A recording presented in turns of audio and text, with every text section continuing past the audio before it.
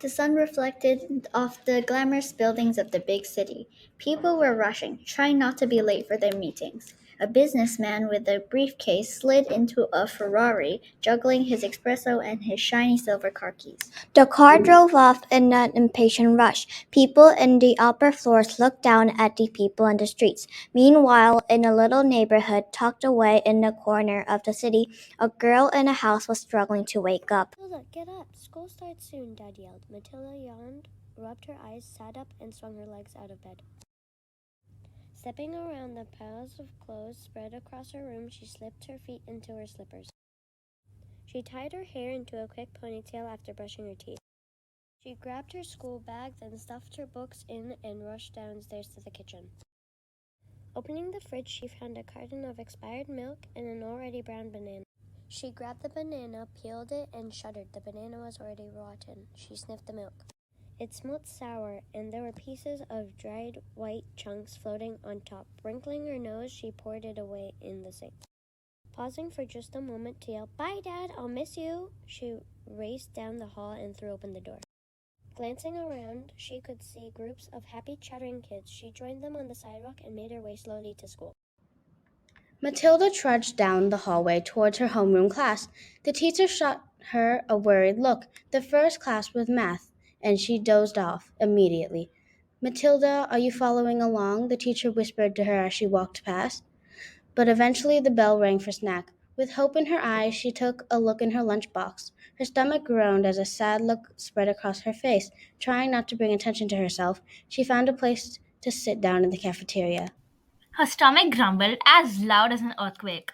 The cafeteria did serve food, but anyone would advise you to bring your own. Even if you happened to catch a whiff of the cafeteria food, you would surely lose your appetite. As she was thinking about trying a snack there, the most popular kid, Bethany, came to her. She then asked her, "Oh, you got a rotten banana? Don't worry, I'll share with you." "Just kidding." She threw Matilda's lunchbox on the floor. "Oops, my bad," she said. She then climbed atop a table and announced to the whole cafeteria, "Hey everyone, this weirdo right here thought that I was gonna help her." The entire cafeteria was filled with howls of laughter and students rolling on the floor. "Oh, when will this stop? I'm tired of facing this every day," thought Matilda. From the corner of her eye, she saw her best friend, Sarah, gawking at her. Then Sarah sprinted towards her, worried and about to scream. Matilda rose with a mad look on her face. She walked up to the bully and hit her, causing a fist fight. The cafeteria became silent at once. The vice principal, who was just walking down the hallway, had to interfere and send them to the principal. Sarah tagged along, determined to make sure Bethany didn't put them in trouble for her lies. She took both Matilda and Bethany to the principal's office. Matilda got suspended for a month and so did Bethany, even when Sarah stated that Bethany bullied her more than once. As she was suspended, Matilda left from home. She waved to Sarah and excited. While skipping merrily along the street, she noticed that there were homeless people sitting on the ground, making and selling baskets. Their stomachs were growling, but they had nothing to eat. She felt as helpless as them when she realized that all she had was a rotten banana. Then, something caught her eye. It was a supermarket with a sale for all pre-cooked food items. She checked her pockets and found some money saved from the canteen. She wasn't going to be using it for a month now, so she entered the store, her hopes up. Walking home from school, she runs into Bethany. She tries to avoid her, but then she notices that Bethany is crying. She walked over and asked her, "What's wrong? My dad's company got sued and he lost all his money. Now we are struggling to pay our bills and we don't even have enough money to buy any food," said Bethany. "This will be so embarrassing when I get back to school," she said. "I am so sorry to hear that," said Matilda, and then she walked away. At home later that day, Matilda had to figure out how to explain why she got suspended from school. "Hey, Dad, I have something to tell you," said Matilda. "What is it, honey?" said Dad.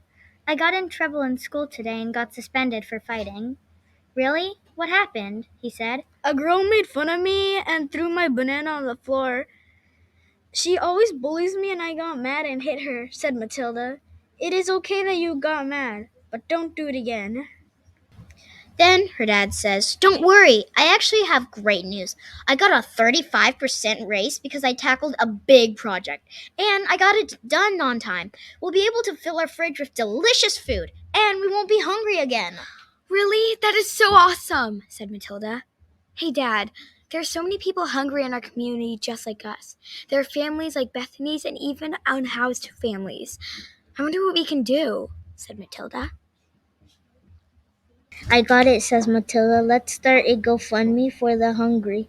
We can start by helping our neighbors and people in our town and city. Wow, that's a great idea, said Dad. I'll give $300 and ask my coworkers to donate too, he added. Matilda got right to work. She created a post on social media.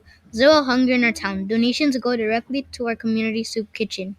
Before you knew it, word got around and the donations started to come in.